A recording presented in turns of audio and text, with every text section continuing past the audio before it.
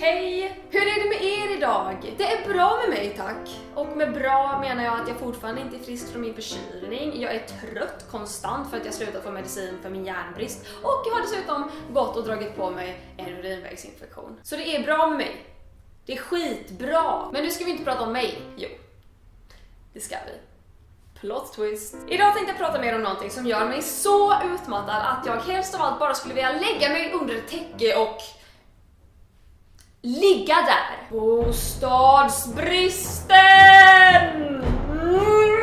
Och det är faktiskt inte bara för att jag gör denna videon i samarbete med Sveriges allmännyttiga bostadsförening SABO, shout out till SABO, utan för att jag faktiskt bryr mig på riktigt om detta ämne. Ni vet när man har jobbiga småsyskon som typ slår en i huvudet med fjärrkontroller och så kan man inte slå tillbaka hur mycket man än vill för att de är små och man måste vara den bättre människan. Precis så fungerar bostadsbristen! Eller kanske inte precis så, men på ett ungefär, typ i mitt huvud i alla fall. Jag flyttade från Landvetter utanför Göteborg till Stockholm för 2,5 år sedan. Då var jag 19 år och med andra ord exakt i medelåldern för när svenskar brukar flytta hemifrån. Bra jobbat. Sedan dess har jag bott vid Nytorget i 2 månader, Slussen 1 månad, Odenplan 8 månader, Hornstull 6 månader, Kungsholmen 1 vecka, Hammarbyhöjden 1 månad och sen här tillbaka till Kungsholmen i ett helt år. Wow. Kul, trevligt. Och vet ni vad det bästa är? Jo, jag måste flytta ut igen i slutet på december för att mitt kontrakt går ut. Yeah!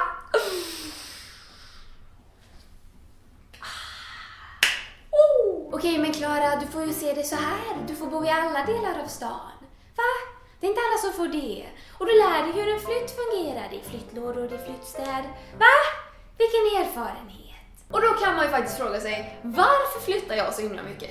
Är det för att jag kanske tycker att det är kul? Kära vänner, idag ser bostadsmarknaden ut så här. Förstahandskontrakt är typ höjden av omöjligt att få tag på, så vidare du inte köper losset för några 100 000 kronor. Olagligt såklart, men hur ska du annars få tag på ett? Andrahandslägenheter finns, men de hyrs ut till helt sjuka priser. Nu senast var jag och skulle kolla på en etta tills hyresvärden sa att hon ville ha 14 000 i månaden för den. Låt mig tänka.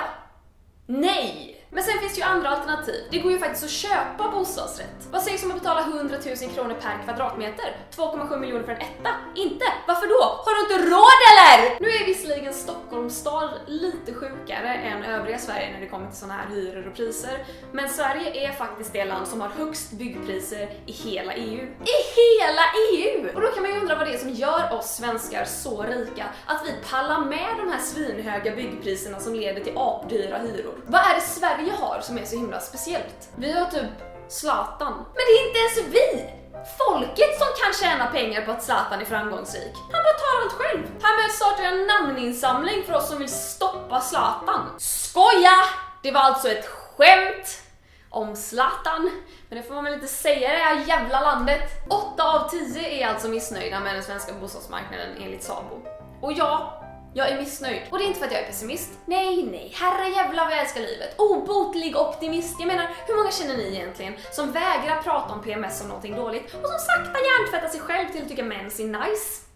Exakt. Men är det någonting som gör mig trött så är det att bostadsmarknaden i Sverige och kanske framförallt i Sveriges största stad står mer still än min bokhylla. Kolla! Jävligt intakt. Det tar sig fan ingenstans. Bostadsmarknaden är slö och vi behöver bygga lika många bostäder fram till år 2020 som det finns i hela Malmö. Men här händer ungefär lika mycket som det händer i min hjärna när någon ber mig tillämpa PQ-formen. Det vill säga inte jättemycket. Så vad ska vi göra då? Jo, just nu pågår kampanjen Från ord till bostad och det är då alltså SABO som vill skapa fler bostäder med så kallade kombohus. Alltså hyresrätter som både pressar ner byggpriserna och byggs snabbare än det alternativ som finns idag. Och känner ni som jag, det vill säga är ni fett frustrerade och bara maktlösa i hela den här situationen, då kan ni gå in på ordtillbostad.se. Där finns en interaktiv pappersstad som du kan gå runt i som är fylld av poster från sociala medier som visar missnöjet med dagens bostadssituation. Och vad 17 menar hon med det, tänker ni? Och jag tänker väl att det är en ytterst befogad fråga.